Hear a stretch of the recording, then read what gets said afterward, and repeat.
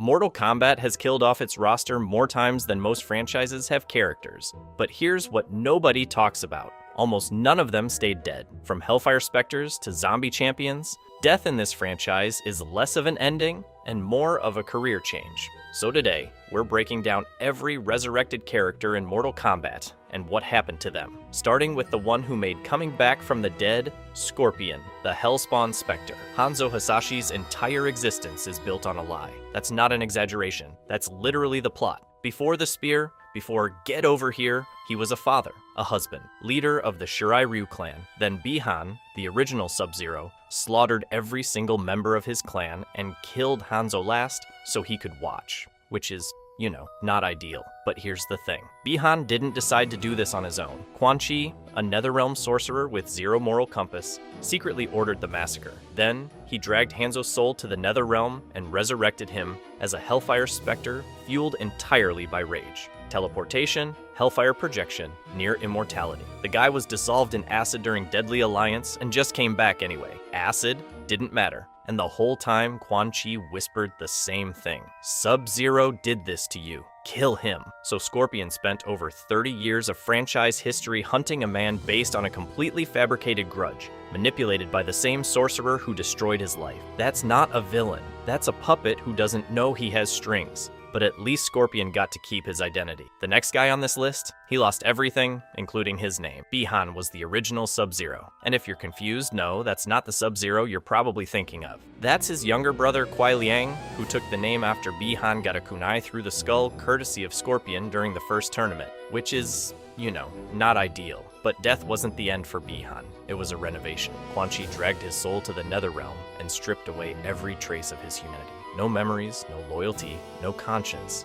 just darkness wearing a human shape. The result was Noob Saibot, a shadow wraith with powers Bi-Han never had in life. Invisibility, shadow weapon constructs, and a literal clone made of pure darkness. None of that was in the original Sub-Zero toolkit. Quan Chi didn't just bring him back, he upgraded him into something worse. Here's the thing. The lore explains why Bi-Han was so easy to corrupt. Years of killing for the Lin Kuei had already compromised his soul before Scorpion ever touched him. By the time Quan Chi got hold of him, Bi-Han was basically already halfway through the door. All Quan Chi had to do was push. And the wildest part? Players were fighting as this resurrected corpse for years without knowing it. Noob Saibot was smuggled into Mortal Kombat 2 in 1993 as a hidden fight nobody was supposed to find easily. He didn't become fully playable until Ultimate Mortal Kombat 3 in 1995. Fans played as him, fought against him, and had zero idea they were controlling the corrupted husk of the original Sub-Zero. The twist had been sitting right in front of everyone's face the entire time. But if you think Bi-Han's soul getting strip-mined is disturbing, wait until you hear about the guy who's been collecting souls like baseball cards since the first tournament. Here's the thing about Shang Tsung. The guy built his entire identity around stealing souls. Thousands of them. He could rip the life force out of a warrior mid-fight, absorb their memories, their techniques, even their face. Walking, talking identity theft with a ponytail. And yet, when it came time for him to actually die, he couldn't do a single thing about it. The most powerful soul sorcerer in Mortal Kombat history, a man who literally eats people's essence for breakfast, could not resurrect himself. His whole deal started with a bargain. He sold his soul to Shao Kahn in exchange for the ability to steal others. Immortality, shape-shifting, the full package. But there was a catch, because there's always a catch. Shang Tsung needs to consume souls constantly just to keep his body from falling apart. Thousands annually, so when he hosts Mortal Kombat tournaments, that's not ambition, that's grocery shopping. After Liu Kang beat him in the first tournament, Shang Tsung didn't explode into confetti. He just got weaker, like a phone on 3% battery that refuses to die. And when he needed to come back, he had to wait for Quan Chi to drag him out of whatever hole he'd crawled into. The Deadly Alliance was literally Quan Chi going, "Hey,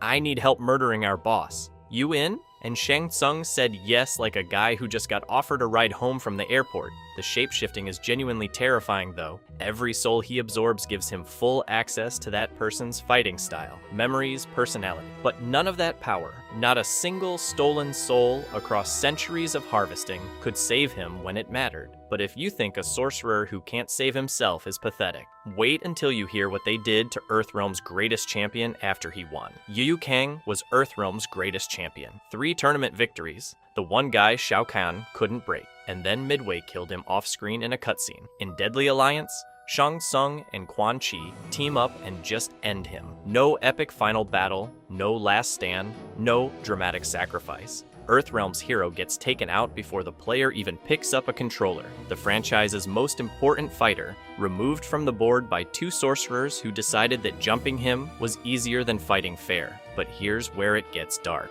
Raiden, the god who spent 3 games protecting Liu Kang, who literally mentored this man through the apocalypse, decided the best use of his dead champion was to reanimate him as a zombie and point him at enemy armies. No funeral, no mourning period, just necromancy and a to-do list. And Raiden's little science project didn't exactly follow orders cleanly. Zombie Liu Kang went on to slaughter innocent Shaolin monks, his own brothers, the people he'd spent his entire life training alongside. The God of Thunder turned Earthrealm's greatest protector into Earthrealm's greatest threat, and then presumably shrugged about it. His soul stayed trapped in that state for over a decade, from Deception in 2004 all the way through Mortal Kombat X in 2015. Liu Kang existed as a rotting puppet with no autonomy, no peace, no resolution. It took Quan Chi getting killed to accidentally break the spell. Nobody even freed him on purpose. Then MK11 came along and erased the whole thing. Timeline reset. Liu Kang ascends as Fire God, gets a happy ending, and his entire zombie era becomes simultaneously canonical and not, depending on which version of events you care about. Over a decade of suffering, handwaved by time travel, which is, not ideal, but at least Liu Kang eventually got out. Jax Briggs wasn't so lucky when the Netherrealm came calling. Jax Briggs is a decorated military officer, a career soldier, and one of the toughest fighters Earthrealm has ever produced. Sindel killed him in about 4 seconds. During her rampage through Earthrealm's defenders, Sindel stabbed Jax in the neck with her heel like it was nothing. No epic showdown, no last stand, no final words. Just dead. One of the most beloved characters in the franchise, a guy who'd survived having both arms ripped off by Ermac earlier in the timeline. Gone before he could throw a single punch, which is, not ideal. But dying wasn't the worst part. Quan Chi resurrected him as a revenant, a soul bound through dark sorcery to serve the person who raised it. And here's where it gets genuinely uncomfortable. Unlike specters like Scorpion, who are driven by a singular burning purpose, revenants retain some degree of awareness. They're not fully gone. Some part of Jax was still in there, watching himself fight against the people he'd spent his entire career protecting. He couldn't stop it. He couldn't even slow it down. He was a passenger in his own body while Quan Chi drove. And those mechanical arms, the ones he got after Ermac literally tore his real ones off, the arms that represented his refusal to quit, Quan Chi turned them into weapons aimed directly at Earthrealm. His entire recovery arc, every surgery, every calibration, all of it repurposed into a liability. Great, add that to the list. Raiden eventually reversed the spell through divine intervention, pulling Jax's soul back from the Netherrealm and restoring his free will. But the damage was already done, not just to Jax, but to Earthrealm's entire defensive strategy. Because the takeaway here is simple and terrifying. If Jax Briggs, the most disciplined, loyal soldier in Earthrealm's roster, can be flipped into an enemy weapon in minutes, then literally nobody is safe. Every single defender is one bad day away from becoming the threat. But if you think one soldier losing his soul is a problem, wait until an entire kingdom's princess gets the same treatment. Except she decides she likes it. Kitana, the Empress of Hell. Kitana was Edenian royalty, 10,000 years old, trained in combat since birth, and one of the most respected warriors in the entire Mortal Kombat roster. And then her own mother killed, which is, not ideal. During the MK9 storyline, Sindel was resurrected as a corrupted weapon of Shao Kahn and tore through nearly the entire Earthrealm roster in a single rampage. No grand one-on-one duel. Kitana was just one of the casualties. And before her body was even cold, Quan Chi had already claimed her soul. Here's where it gets dark. The resurrection didn't just bring her back, it erased her.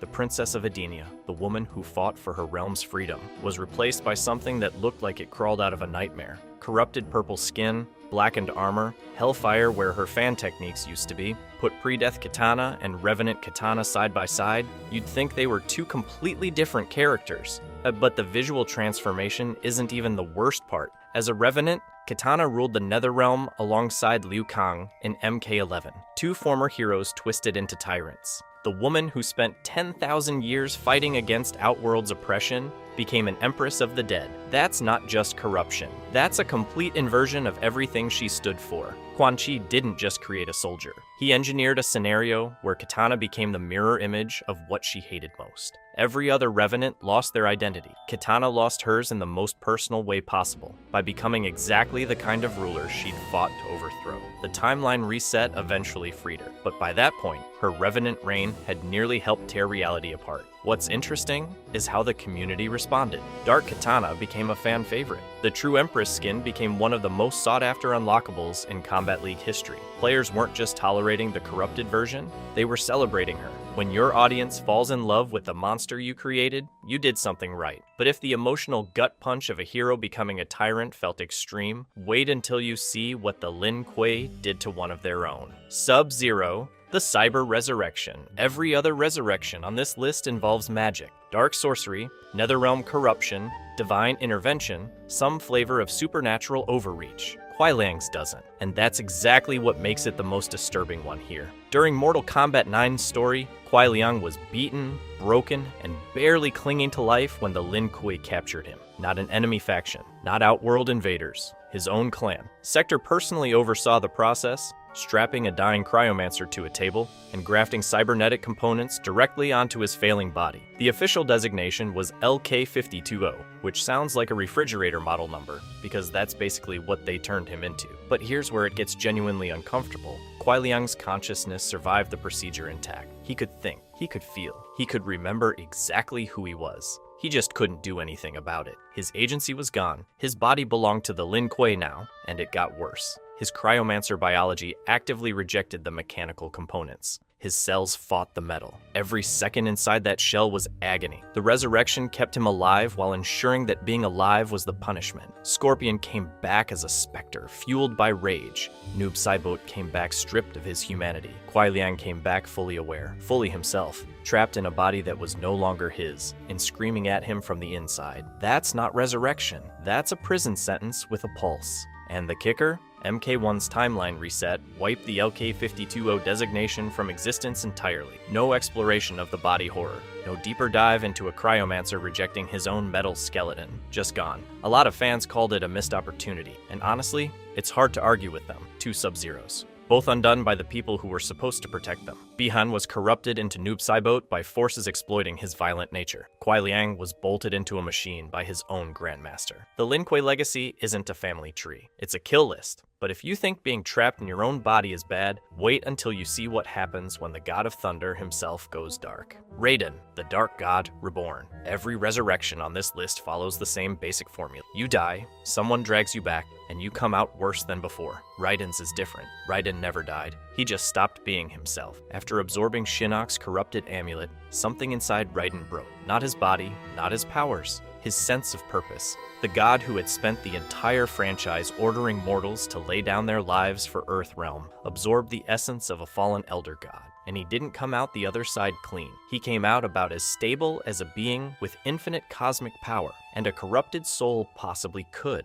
Shinnok's amulet fused with his being, and what emerged wasn't Raiden anymore. His lightning shifted from blue and white to red. His armor warped into something forged from raw, corrupted energy, and his mission statement flipped entirely. Protect Earthrealm became Subjugate Earthrealm, which is, not ideal. Here's the thing. This wasn't possession. Nobody hijacked his mind. Nobody cast a spell. Dark Raiden was still Raiden, just a version of him that decided protection through tyranny was better than protection through trust. Earthrealm's greatest defender became its most dangerous threat, and he did it to himself. No sorcerer required. His corruption carried over from the end of MKX into MK11's opening, and for a brief window, the franchise had something genuinely rare on its hands. A fallen god arc with real emotional weight. The guy who spent multiple games telling others to sacrifice everything became the very thing he'd warned them about, all because he absorbed power he was never meant to hold. That's not just a plot twist, that's a thesis statement. But then MK11's timeline reset wiped the slate clean. Dark Raiden gone, corruption purged, Liu Kang ascended to Fire God, took the hourglass, and hit the cosmic restart button. Moving on, and fans were furious. Not because the storyline was bad, but because it was too good to waste. The franchise built toward this corruption across multiple games only to resolve it with a timeline reboot. The backlash was loud precisely because people cared. You don't get angry about wasted potential unless the potential was real. But if you think a god corrupting himself is disturbing, wait until you hear about a queen who was resurrected specifically to destroy her own daughter, Sindel, the Banshee Queen. Sindel's story is one of the most tragic in the entire franchise. And that's saying something, because this is Mortal Kombat, where tragic is basically a job requirement. After sacrificing herself to protect Earthrealm, after being resurrected against her will by Quan Chi as a revenant, and after spending years as a corrupted servant of the Netherrealm, you'd think the universe would give her a break. You clearly haven't been paying attention to how this franchise operates, because Kronika brought her back. Again. Now, Kronika's whole deal in MK11 is merging timelines together, pulling past versions of characters into the present to serve her goal of resetting history. That's exactly what she did with Sindel. She didn't create some new spectral entity. She pulled a past version of Sindel forward, one who hadn't yet died, hadn't yet been corrupted, and dropped her into a present where everything she loved had already been destroyed. A living woman confronted with the wreckage of her own future. Here's where it gets genuinely tragic. Kronika didn't just yank Sindel out of the past and point her at Earthrealm. She exploited the one thing Sindel cared about more than anything, her daughter. Kronika framed Kitana's revenant state as something Sindel could fix, something she could heal, if she just served the time goddess faithfully enough. A mother's love twisted into a leash. Sindel wasn't fighting for Kronika. In her mind, she was fighting for Kitana, which makes it so much worse. And the game leans into this completely. Mother versus daughter. The woman who gave up everything for Kitana, now being weaponized against her. The franchise is literally eating its own tail, and it's doing it on purpose. Sindel loved Kitana. That love got turned into a weapon. The cycle just keeps spinning. Aftermath eventually gave her a different angle entirely, reframing her as willingly villainous, a power-hungry queen who sided with Shao Kahn by choice. And that retcon had the community at each other's throats for months, because it gutted the tragic mother narrative that had defined her for decades. Mortal Kombat 1's 2023 reboot only added fuel to the fire by reimagining her relationship with Shao once again. I don't know what to tell you. Some mothers bake cookies. Sindel got her entire identity rewritten across 3 separate timelines. But maybe that's the point this whole video has been building toward. Look at every name on this list. Scorpion was broken by grief. Liu Kang was broken by grief. Kitana, Jax, Sub-Zero, all of them shattered by loss and dragged back as something worse. Raiden, the god responsible for most of that grief, broke the exact same way. And Sindel's entire resurrection was weaponized grief, a mother's love turned into a leash. Mortal Kombat is a franchise built on fatalities and spine-ripping and over-the-top violence. But its real subject has never been violence. It's what grief does to people when the universe refuses to stop taking things from them. Gods, champions, warriors, revenants, doesn't matter. Grief doesn't discriminate, and in this franchise, nobody gets to mourn in peace. They just get resurrected and told to fight again. If you enjoyed this video and want to see more, click the video on the screen now.